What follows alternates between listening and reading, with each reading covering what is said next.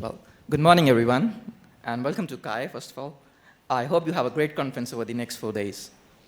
And thank you very much for your time for attending this session and attending my talk.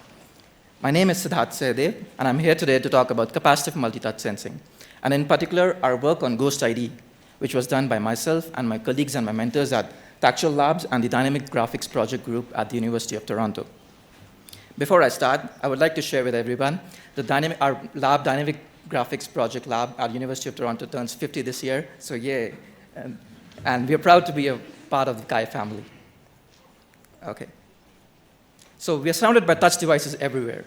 I'm pretty confident that in this room today, each person will have at least one touch device on them right now. These devices are great at telling us, tracking multi-touches, but there still remains to be a challenge that is yet unsolved. These devices cannot tell who is touching the device. These touch devices cannot really tell who is touching them. From a sensor's point of view, a touch coming from a stylus looks the same as a touch coming from a finger, or even a carrot has a similar capacitive touch signal to an extent. Touch devices cannot tell today which users are touching where on the device. And we live in this touch age, and it is quite natural to think of all possible forms of touch devices, right from predominantly single-user smartwatches all the way up to multi-user wall-size displays. These spectrum of devices have led to great opportunities for multi-user interactions, but just imagine what could happen if you could know where each person is touching the device where. Let's imagine a scenario where I'm interacting with a stranger who needs my phone for some reason, and I hand it over to that stranger to take a call or something, and that touch sensor is smart enough to detect this handoff, and the sensor seamlessly transfers into a guest mode. Or other examples, as shown by Morris et al. Back in 2006, you can assign different functionalities to exactly the same gesture, and depending on which user or which pair of hands are performing that gesture. So just by knowing which user is touching where on the sensor, it opens up a lot of opportunities for multi-user interactions. And therefore, there has been a lot of work done in this domain over the last 2 decades. We're not the first ones who are trying to talk about grouping touches on touch devices. In fact, touch input differentiation has been a very well-trodden area of research. As a matter of fact, it is so well-trodden that the term user ID tends to get confusing at times. To avoid this confusion and to eliminate this confusion, let us try and understand the context of touch input differentiation with 2 simple parameters. Here on the x-axis, I have precision. We define precision as a concept where if a touch sensing technique is able to tell if something is touching the device, or if there are 2 different users or more than 2 different users who are trying to interact with the device, or if it's my right hand that is touching the device, or if it's my right hand index finger that is touching the device. That's the level of precision that we define in our framework. On my y-axis, I have persistence. Persistence is a concept that we define as the temporal consistency to maintain the differentiated touch input in the system. That is, how long is the differentiated touch remains in the system? Is it for the life of the touch, or is it valid for the entire session, or it remains in the system across days? If I were to use the system today and come back again tomorrow, does it still know that it is SID, or it has changed to another user and it's treated as a fresh user? So, in the interest of time, I will just only talk about a subset of 4 examples from the rich vocabulary of work that has been done in the past 2 decades.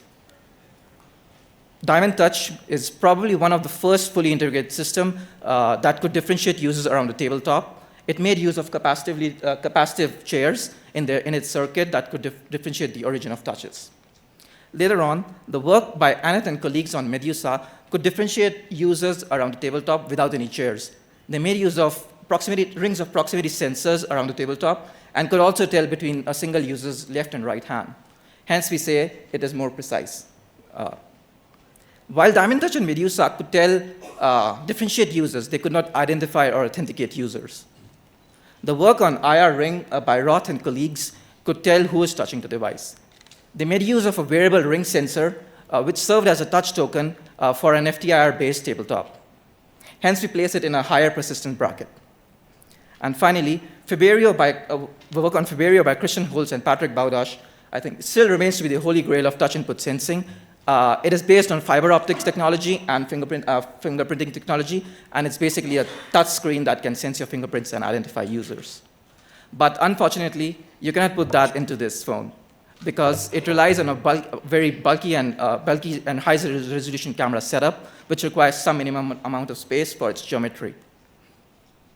So let us take a step back and see on most of these research techniques which try to augment the touches, relies on some external dependence, be it external chairs, a ring of IR sensors, a variable, external variable, or some or high-resolution sophisticated setup that requires some space. So with our work on GhostID, we attempted to get rid of this external dependence while enabling some amount of precision and persistence.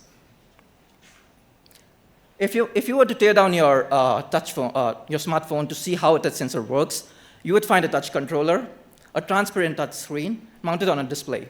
In our GhostID research prototype, we also have a touch controller. We use an opaque capacitive touch sensor, and we use a overhead projector for display purposes. This is only a research prototype, and we currently are working towards integrating this technique into transparent sensors and working towards integrating the sensing technique into a dedicated controller chip, and therefore this can serve as a drop-in replacement for today's touch devices. Our prototype GhostID has been implemented using the fast multi-touch sensor, which was proposed by Darren, Leigh, and colleagues back in 2014. The sensor consists of transmitting rows and receiving columns. Signals of different frequencies are simultaneously broadcasted onto the transmitters and are listened to at the receivers. A single snapshot of this in time gives rise to what we call a signal heat map, as shown on the right. Now, this heat map doesn't have any heat because we have, of course, we have done some baseline corrections to get this beautiful looking heat map. Now, let's see what happens when a user tries to touch at one point. The signal actually gets transmitted from the transmitting row, goes into the body, is sucked in from the body of the user, and goes into the user's body, and is dissipated out. This change in signal is reflected in the heat map, and by using some filtering and thresholding techniques, we can detect this touch. Let's see how a multi-touch works. Similarly, if there are two different users who are trying to touch at two different places, we would observe a heat map that's shown on the right. And again, using some filtering and thresholding techniques, you can detect these two touches. Now, let's do something. We'll take out the second user and ask the first user to put his hand again at the same point. Now, this time, it's the same user who's touching at two different locations on the sensor. What we would observe is a similar looking heat map, right, as shown on the top right. And no surprises, it's still the same heat map. And we're still able to detect those two touches. But if you were to look closely, you would find something more in the heat map as shown on the bottom right. Yes, I'm talking about these two darker regions. Let us try and understand what these two darker regions are actually. When a user is touching with his right hand, the signal gets sucked into the user, travels across the user's body, and is getting re-injected back into the sensor. This re-injected signal is reflected in the heat map as this darker region. Similarly, another signal from the user's left hand gets sucked into the user's left hand, travels across the body, gets re-injected back, and is shown again as another darker region in this signal. Now, these darker regions don't represent actual touches, so we call them ghost signals, and hence the name GhostID. So what we found that these darker regions were there already in the sensor, in the fast multi-touch sensor, and until now, we have been neglecting them as noise. But what we realized that these darker regions, which we call them as ghost signals, can be used as an important property. Rather than just neglecting them, we said to ourselves, let's try to see if treat this as a separate signal rather than just neglecting as noise. And we found out we can tell if the presence or absence of these ghost signals can tell if the two touches are biologically and physically connected on the sensor or not. Furthermore, once we know that there is a ghost signal, we have some amount of information, and we can extract a lot more from that information and tell if the signal is coming on, the two touches are coming on the same hand, or it's coming on two different hands of the same user. Because the signal will attenuate when it travels across the body, And you can model that signal strength to tell if the two touches belong to the same hand or different hand. And when there are two different users, there's no actual physical connection between them. So you cannot tell if there will be no ghosting in the sensor. Let us see this in action. Here, when the same user tries to touch at two different places, you observe strong ghost signals, and you're able to tell if it belongs to the same single person, same hand. When the same user touches with another different hand, you observe a weaker ghosting signal, and you can tell if it's the same user and using with the second hand. And when there are two different users, you don't observe any ghost signals in the sensor. And therefore, you can tell if it's different users. And we developed our GhostID prototype to accommodate up to 4 different users. Let us see how this technique works in software. We get the input frame, do some initial thresholding and filtering to get those touches. We give those touches into our, along with the signal heat map, into our GhostID module. Inside our GhostID module, we do some feature extraction with some descriptors to get those feature vectors. Those feature vectors are given to 2 separate a KNN hand classifier and a KNN user classifier, which ultimately is used to assign a label to each of the detected touches. We do this across multiple frames and maintain a simple majority voting system, which gives us the final output frame. This time, it's not just a touch. It's an added touch, something more than a touch, which has now user and hand information. Once we have classified the touches, we can switch off our GhostID module until there are fresh touches that are appearing on the sensor. And as usual, the multi-touch tracking that we all like and enjoy still works in parallel as is. To test how well our algorithm works, we conducted a validation study with 21 participants that consisted of 16 males and 5 females. We randomly divided these participants into 7 groups of 3 and ran 3 sessions per group, which consisted of a single user session, 2 user session, and 3 user sessions. Participants were asked to perform repeated gestures back and forth without lifting their finger, and a trial of 7 seconds were logged, and the sensor data was logged for performance. Every participant used the entire sensor data space, and the positions of the participants were swapped to maintain counterbalancing purpose, for counterbalancing. In total, we ran 40 trials per session, and our study consists of over more than 600,000 test frames. These frames were tested for performance against a pre-trained GhostID system, the training data of which was collected prior to running the study with 6 different subjects. We now present the results of our GhostID in the form of precision and recall. I apologize to the machine learning community, but this is for those who don't have a machine learning background. The correctly predicted examples that the GhostID was able to predict are known as true positives, and the mispredictions are known as false negatives. The correctly left out examples are known as true negatives, and the wrong predictions made by the system is called false positives.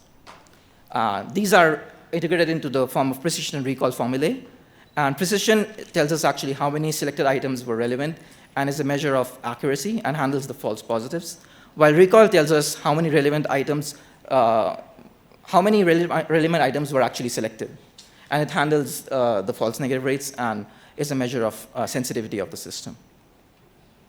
Our GhostID technique was able to differentiate users with a precision of up to 98% for 2 users and up to 98% for 3 users.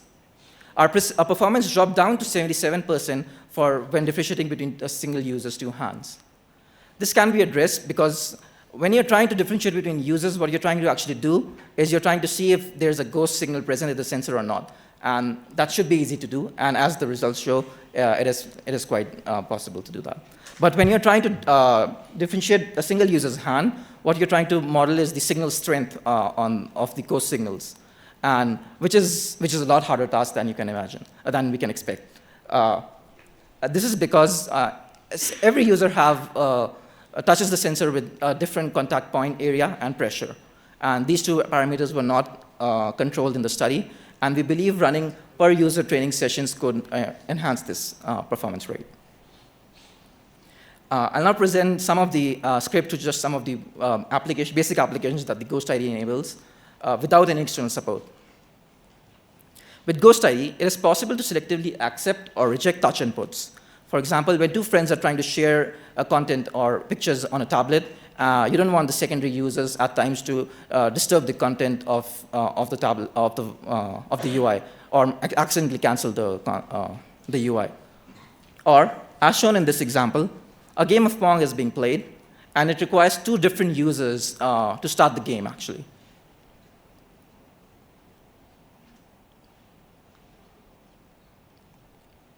GhostID also enables a new vocabulary of gestures. As pointed out before by the works of Morris et al., we can also tell if the same pinch gesture, when performed by the single user, can be used to scale or rotate an image.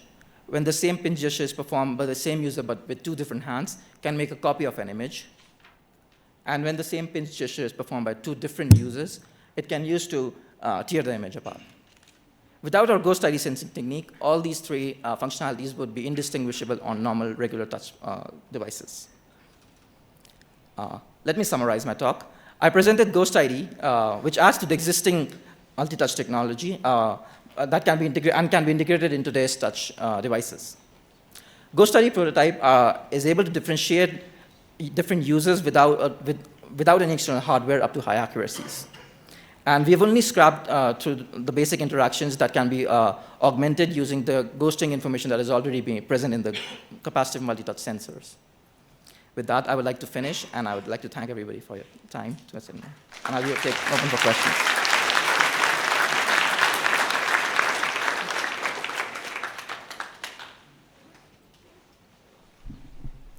Hi, Gerard Laputte from Carnegie Mellon University. I really love how you turned like noise or a bug into like a feature. Really cool work. I was looking at the videos and the images, and I was wondering, do you need two touch points to be able to get the ghost images? Yes, you need at least minimum two touch points, because what is happening is when you touch at one point, the signal get sucked into the user and is dissipating out into the surroundings. Only when you touch it at a different location, you are able to reinject the signal back. So that's where the ghost information comes back in. So you need two touches minimum. And then something very quick. Right. Does this is the same effect can be seen in other touch panels as well, or is it just specific to your hardware? So this research prototype was implemented on the fast multi-touch technology, which is a frequency division multiplexing technology. But we believe, in theory, the traditional touch devices, which are based on time division multiplexing, also exhibit this ghosting signals. And the only thing that will change is the tactual's chip, the touch control chip, and that can be, if you take out the phone's chip and place that chip in, we are working, Tactual Labs is working towards that so that it can be integrated into. Thank you very much. Thank you.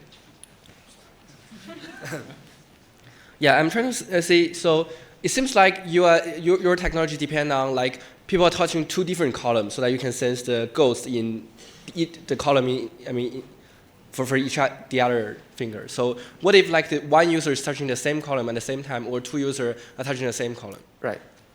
Thank you for the question. Well, this can be handled to an extent in software. For example, if we assume that the user will not just stay on the two rows or on the two same columns throughout the interaction, and we can keep our GhostID module on for the time until the time we detect the columns or row to really switch out. Another thing that we have mentioned in the paper also is a hardware addition that is a plan of future work. That is, let us look at this. When you're trying to touch at two different locations, what is actually happening is instead of having transmitters on the rows and receivers at the columns, that makes sense. we actually can interleave those transmitters and rows across one after the other. And this helps us to extract that ghost information once for one ghost. And adding a bivariate implementation of this could enable us to get the other ghost signal. So an interleaved bivariate implementation in hardware could still be, you'll still be able to get the two ghosts even if they're along the same row or along the same column. Right. Just a quick add-on. So, do you test the situation where the two people like have skin contact, or they are grounded to the same ground? So yes, we also mentioned this as a limitation in the paper that there's always grounding effect that distorts, because when you're firmly grounded or you're touching a conductive surface, the signal the extracted signal will just go into that metallic surface, and you will not actually get those ghosts because the signal is lost in the surroundings. But during our studies, what we did was we invited participants, they were wearing shoes, normal shoes, and we used the wooden table, and we didn't notice any considerable drop in performance on regular usage. Okay. Yeah. Thank you. One last really quick question for Christian. All right, Christian Halls, Microsoft Research. So very clever. What I like most about this technique is how seamless it is. You don't have to wear anything. You don't have to sit anywhere. No instrumentation, has the potential to be fully integrated. I'm just really curious about this because I'm wondering, have you guys given any thought to how you might actually identify people to support some of the examples you had during the motivation using the same sort of very simple, clever technique? Yeah. So the GhostID sensing technique has a touch grouping level of persistence, like I talked about in the framework. The persistence is only touch grouping, so the technique lasts so long as you're touching the device, and once you're coming back, you cannot. So what we have explored until now is that the ghost signals alone cannot be used to authenticate or identify users, but they can be used as augmenting features for the regular identification techniques. We haven't explored the identification domain yet, but that's an interesting work to follow. But. Cool, looking forward to it. If you have further questions for any of our speakers, feel free to track them down after the session. They'll probably be hanging around.